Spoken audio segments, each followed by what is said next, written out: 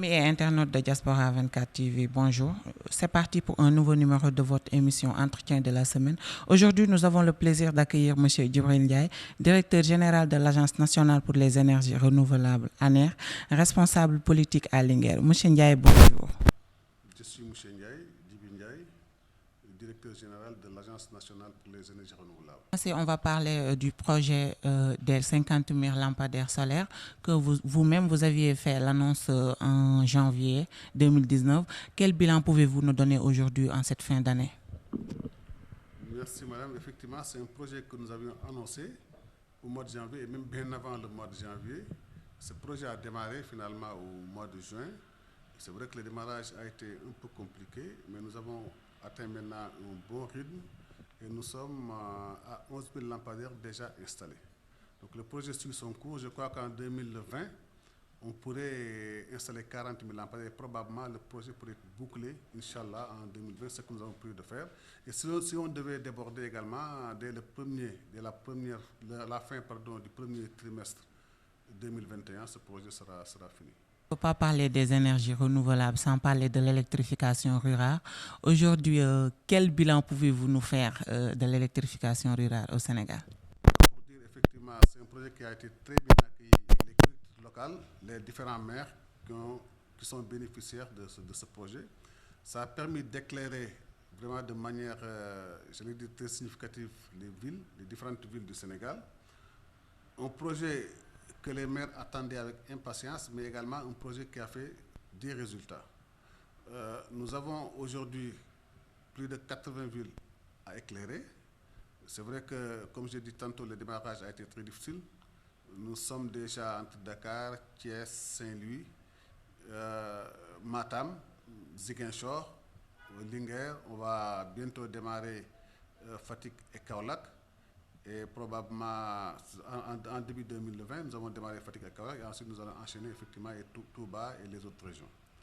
Donc pour dire effectivement, c'est un projet que nous avons, un projet du président de la République, le président Macky Sall.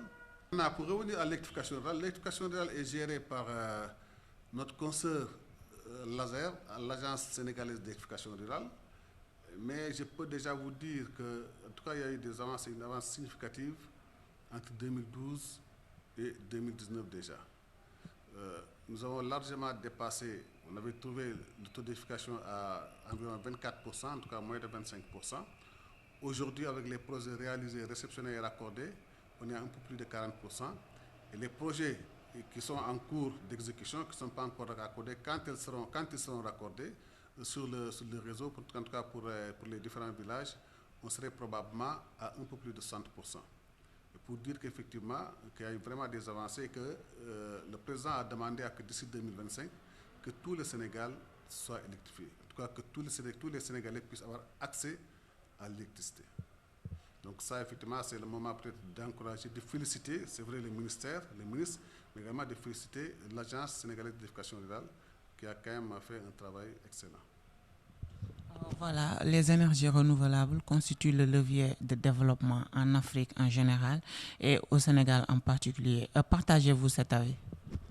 Oui, le levier de développement, c'est un peu trop dire, fait partie peut-être des leviers de développement. C'est vrai que les énergies renouvelables, d'abord le premier avantage, c'est disponible dans tous nos pays d'Afrique, principalement dans les pays du Sahel, avec le solaire, avec un bon ensoleillement, avec plus de 3000 heures de soleil par an. Ensuite, il y a également l'éolien dans certains pays, tels que le Sénégal, également un potentiel éolien non négligeable, la biomasse qui est également présente dans la sous-région, dans le Sénégal, dans l'Afrique, et l'hydroélectricité. C'est vrai que ça fait partie des leviers de développement parce que c'est de l'énergie propre d'abord. De l'énergie propre, de l'énergie disponible à tout moment. Effectivement, le soleil est là, c'est vrai, le jour, mais il est possible aujourd'hui en tout cas, d'utiliser cette énergie solaire la nuit avec effectivement du stockage. C'est qu'au Sénégal, il y en a déjà, en tout cas pour les petites centrales, pour les kits des ménages, pour les kits en tout cas des usines, des industries. Effectivement, il y a aujourd'hui un stockage qui permet d'utiliser cette énergie le soir Et même pour les grandes centrales, la Sénélec a un projet de mettre du stockage dans certaines de ces centrales. Donc pour dire effectivement que c'est une énergie disponible, c'est une énergie propre, c'est également une énergie alternative. On a souvent l'habitude de dire que le Sénégal, au début, quand on mettait en place l'agence, l'objectif pour mettre en place ce mix énergétique, c'était un peu pour réduire la dépendance énergétique. Parce que les énergies, la plupart des centrales, aujourd'hui, utilisent de l'énergie fossile. L'énergie fossile, c'est une énergie à base de pétrole qui est importée. Et qu'effectivement, on s'est dit qu'il fallait miser sur les énergies renouvelables pour réduire cette dépendance. Maintenant, on va vers l'exploitation de gaz et de pétrole.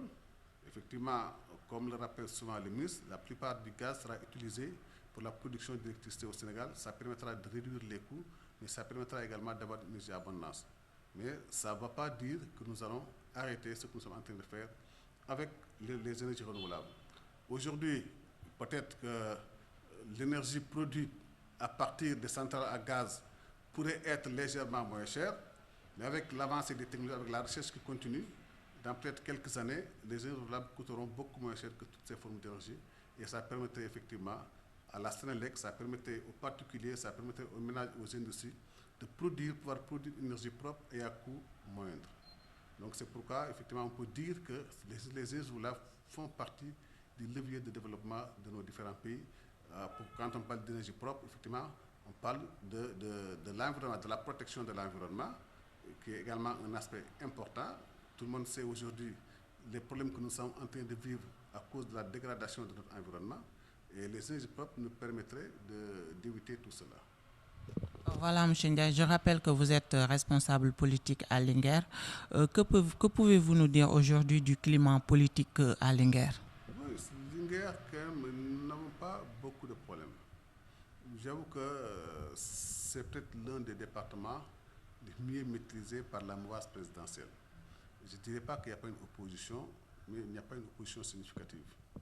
Honnêtement, sur le plan politique, nous n'avons pas beaucoup de problèmes. On est en train de dérouler, de travailler pour le président Macky Sall et effectivement de travailler en collaboration avec les populations pour le développement de la localité. Donc sur le plan politique, à Linguère, il n'y a pratiquement pas de problème. Pratiquement pas de problème. C'est peut-être que certains diront qu'il y a effectivement, il ne faut pas sous-estimer l'opposition. Je ne sous-estime pas l'opposition. C'est que l'opposition existe, mais elle n'est pas aussi significative que dans les autres localités. Même à l'approche des élections locales, je ne dirais pas que forcément nous allons gagner, mais en tout cas aujourd'hui, le bilan, le bilan du maire, du ministre de l'Intérieur à Linguère, au niveau de la commune de Linguère, je crois que c'est indiscutable. C'est un très bon bilan. En tout cas, si on devait réélire à travers un bilan, si on doit juger un maire élu à travers son bilan, je crois qu'il n'aura aucun problème pour remplir. Non, je ne sais pas, je n'ai pas d'avis à donner. C'est vous peut-être qui expliquez, c'est vous qui parlez de troisième mandat. Vous n'avez jamais entendu le président parler de troisième mandat. On n'a absolument rien à dire là-dessus. Oui, effectivement, je suis le parrain de la Supercoupe de Linguère et je suis à ma 7e édition. Et la prochaine édition doit se jouer le samedi 28 décembre à Linguère. Donc, effectivement, j'en profite pour inviter tous les Djolof, demander de venir participer à cette belle fête de la jeunesse. Ça a été une belle fête. Toute la jeunesse de Linguère, en tout cas, pour ne pas dire la jeunesse du département, se réunit ce jour pour fêter avec nous le football. C'est les meilleures équipes des deux zones qui se rencontrent donc, pour jouer cette finale qu'on appelle la Supercoupe. Oui, des vœux de santé, de bonheur et de prospérité à tous les Sénégalais. Pour ne pas dire seulement à tout le monde. Parce qu'effectivement, je crois que nous allons finir 2019 sous peu et ensuite rentrer dans une nouvelle année, l'année 2020. Je souhaite que cette année soit meilleure que l'année 2019, que ce soit une année de santé, de paix pour tout le Sénégal, de paix des cœurs. En tout cas, que les gens, comme je dis, le pays est un peu remis à cause de problèmes pas très importants, je vais dire, parce qu'effectivement, il faut inviter peut-être les Sénégalais à être beaucoup plus sereins, à revenir à la raison et à comprendre que ceux qui sont en train de diriger le pays aime autant le pays que même. Et toutes les décisions prises le sont dans le sens de construire un avenir, un bel avenir pour le Sénégal. Donc je les invite, je les prie également, en tout cas, d'être compréhensifs, de faire confiance aux dirigeants qui ont été élus par le peuple, et également d'être plus tolérants et d'essayer de mieux comprendre les décisions prises, la motivation de ces décisions-là. Une question d'actualité, M. Ndiaye, avec la hausse de l'électricité, les différentes marches qui sont organisées, quel conseil donnez-vous aujourd'hui à la jeunesse? Oui, je l'ai dit tantôt, c'est d'être serein. Ça dit que moi, je ne comprends pas trop ce qui est en train de se faire. Il y a une hausse du prix de l'électricité, peut-être pour les consommateurs, mais pour la Sénélec, il n'y a même pas de hausse. La Sénélec continue à vendre au prix qu'elle vendait. C'est la subvention que l'État a donnée qui a été réduite. L'État a subventionné le prix de l'électricité à hauteur de 26%. Il a décidé de réduire cette subvention à hauteur de réduire de 6% et que donc les consommateurs vont supporter les 6%. Mais cet argent-là peut servir à autre chose, peut servir par exemple à accompagner les villages non électrifiés pour les permettre d'accéder à l'électricité. Nous avons déjà l'électricité, d'abord, c'est une faveur. Ensuite, on subventionne l'énergie que nous consommons, c'est une deuxième faveur, pendant que les autres, ils en veulent, ils n'en ont pas. Ils n'ont même pas accès à cette électricité. Il faut qu'on pense à ces gens-là. C'est-à-dire que le Sénégal ne se limite pas dans ces grandes villes, ne se limite pas à Dakar. Excusez-moi de dire, mais la plupart des gens qui sont en train d'organiser ces marches ne sont pratiquement jamais sortis de Dakar, ou bien ne sont pas partis au-delà de Thiès. Ce qu'ils ne savent pas, c'est qu'à l'intérieur du Sénégal, il y a des populations qui sont des Sénégalais comme nous, qui ont les mêmes droits comme nous, qui ont le droit d'accéder à l'électricité.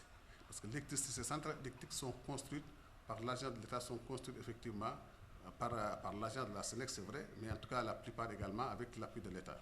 Ils ont les mêmes droits que nous pour accéder à cette électricité, ils n'en ont pas.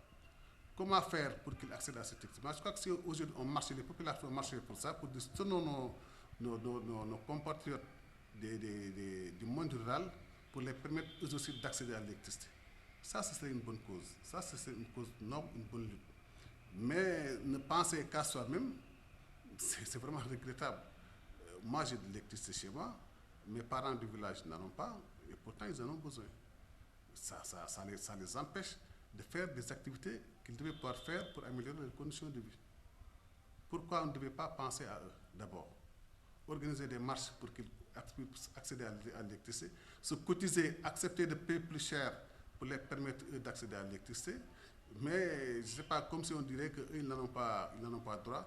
Nous en avons droit. L'État continue de subventionner, continue de payer une partie de nos factures d'électricité, pendant que les autres n'en ont pas. Je crois qu'il faut que les gens soient un peu, honnêtement, il faut que les gens soient un peu plus raisonnables et comprendre quand même que ce n'est pas 6%, comme on dit, ils l'ont dit d'ailleurs, ce n'est pas les faibles consommations. On dit que peut-être plus de 60% ne sont pas concernés, ça dit que c'est des tranches. La première tranche, pratiquement, n'est pas concernée. La deuxième tranche est concernée à faible truc. C'est peut-être les gros consommateurs qui sont le plus concernés. Je ne dirais pas qu'ils ont les moyens de payer, mais quand même, on ne peut pas subventionner des gens qui ont quand même un pouvoir d'achat assez élevé en privant ceux qui n'ont absolument rien dans le monde rural. Donc voilà en tout cas ma position par rapport à cette question et j'invite davantage les populations à réfléchir sur le sort de nos compatriotes du monde rural, à penser à les accompagner pour qu'ils puissent accéder à l'électricité au lieu de penser qu'à eux-mêmes. Monsieur Ndiaye, nous arrivons à la fin de notre entretien. Votre dernier mot? Oui, le dernier mot d'abord, c'est vous remercier de m'avoir accordé ce temps pour discuter un peu des questions liées d'abord à notre agence, à notre mission, mais également des questions d'actualité. J'en profite également pour souhaiter effectivement une bonne et heureuse année, comme je l'ai dit tantôt, à tous les Sénégalais, et vous remercier, et remercier également les internautes qui sont en train de nous suivre. Merci à M. Djibril Ndiaye, directeur général de l'Agence nationale pour les énergies renouvelables. Merci à vous aussi, chers internautes. Nous vous donnons rendez-vous la semaine prochaine avec un autre invité. Merci.